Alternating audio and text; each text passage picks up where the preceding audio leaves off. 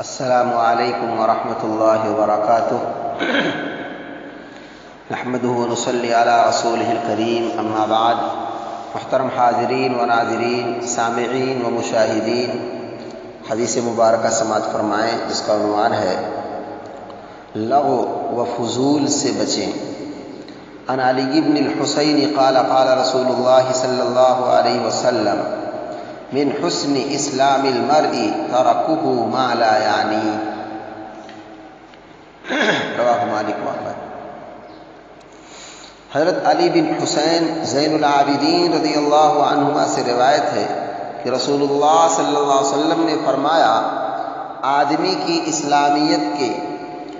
حسن و کمال میں سے یہ بھی ہے کہ جو بات اس کے لیے ضروری اور مفید نہ ہو اس کو چھوڑ دے.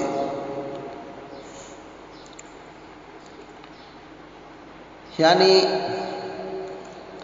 حدیث کا مطلب یہ ہے کہ بے ضرورت اور بے فائدہ باتیں نہ کرنا اور لغو و فضول مشغلوں سے اپنے کو محفوظ رکھنا کمال ایمان کا تقاضا ہے اور آدمی کے اسلام کے رونق و زینت سے ہے. اسی خصلت کا مختصر اصطلاحی عنوان ترک ما لا یعنی ہوتا ہے. ایک حدیث میں اور بیان فرمایا، ان عمران بن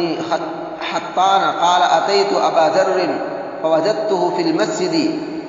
محتبيا بكساء اسود وحده فقلت يا ابا ذر ما هذه الوحده؟ فقال سمعت رسول الله صلى الله عليه وسلم يقول الوحدة واملاء الخير خير من السكوت والسكوت خير من املاء الشر. حضرت عمران بن حطان تابعی سے روایت ہے کہ میں ایک دن حضرت ابو ذر غفاری رضی اللہ تعالی عنہ کی خدمت میں حاضر ہوا تو میں نے ان کو مسجد میں اس حالت میں دیکھا کہ ایک کالی کملی لپیٹے ہوئے بالکل اکیلے بیٹھے ہیں. میں نے عرض کیا، ابو ذر یہ تنہائی اور یکسوئی کیسی ہے؟ یعنی آپ نے اس طرح بالکل اکیلے اور سب سے الگ تھلگ رہنا کیوں اختیار فرمایا ہے؟ انہوں نے جواب دیا کہ میں نے رسول اللہ صلی اللہ علیہ وسلم سے سنا ہے، آپ فرماتے تھے کہ برے ساتھیوں کی ہم نشینی سے اکیلے رہنا اچھا ہے اور اچھے ساتھی کے ساتھ بیٹھنا تنہائی سے بہتر ہے، اور کسی کو اچھی باتیں بتانا خاموش رہنے سے بہتر ہے اور بری باتیں بتانے سے بہتر خاموش رہنا بہتر ہے. لہذا اس حدیث سے معلوم ہوا کہ یہ بات زیادہ صراحت اور وضاحت کے ساتھ آ گئی ہے کہ خاموشی کی جو افضلیت ہے وہ بری باتیں کرنے کے مقابلے میں ہے، ورنہ اچھی باتیں کرنا خاموش رہنے سے افضل ہے. اسی طرح یہ بات بھی صراحت سے آ گئی کہ برے لوگوں کے ساتھ اختلاط و ہمنشینی سے بہتر تنہائی ہے، لیکن صلحاء کی صحبت تنہائی سے بہتر ہے. یہاں ایک نقطہ یہ بھی سمجھ لینا چاہیے کہ اللہ کے بندوں کی طبیعتیں اور ان کی استعدادیں اور ان کے رجحانات بہت مختلف ہیں، اور رسول اللہ صلی اللہ علیہ وسلم کی تعلیم میں اتنی حکیمانہ وسعت اور ایسی جامعیت ہے کہ مختلف طبائع اور مختلف رجحانات رکھنے والے بندگان خدا اپنی اپنی طبیعت اور اپنے اپنے ذوق و رجحان کے مطابق آپ کی اتباع کر کے اللہ کے قرب و رضا کے اعلیٰ سے اعلیٰ مقامات حاصل کر سکتے ہیں.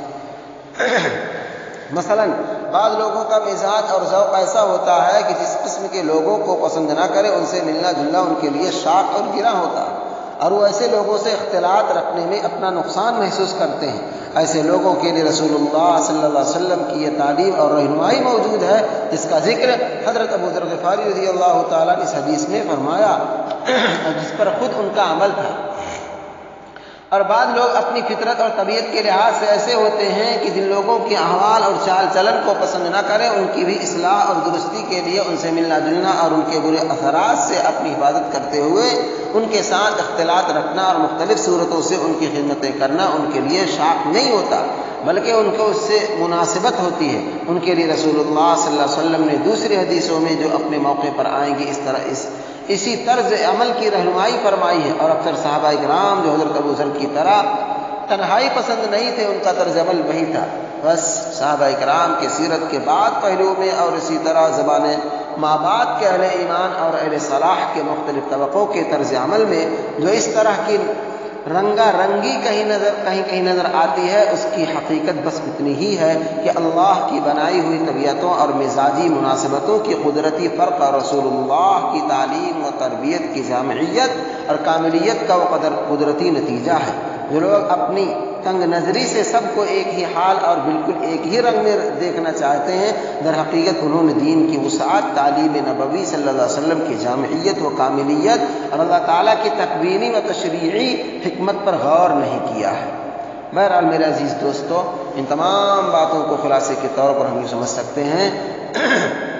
کہ برے ساتھی سے اور برے کام سے اور ادھر ادھر جس میں گناہ ہو، چاہے وہ چیزوں سے لگن کے طور پر ہو، چاہے لوگوں کے ساتھ انہیں بیٹھنے کے تعلق سے ہو، لہذا جہاں ہمیں گناہ ہونے کا اور ہمیں گناہ میں مبتلا ہونے کا خطرہ ہے، وہاں ہم اپنے آپ کو ان سے الگ تھلگ رکھیں، بلکہ خاموش رہیں، بلکہ ہم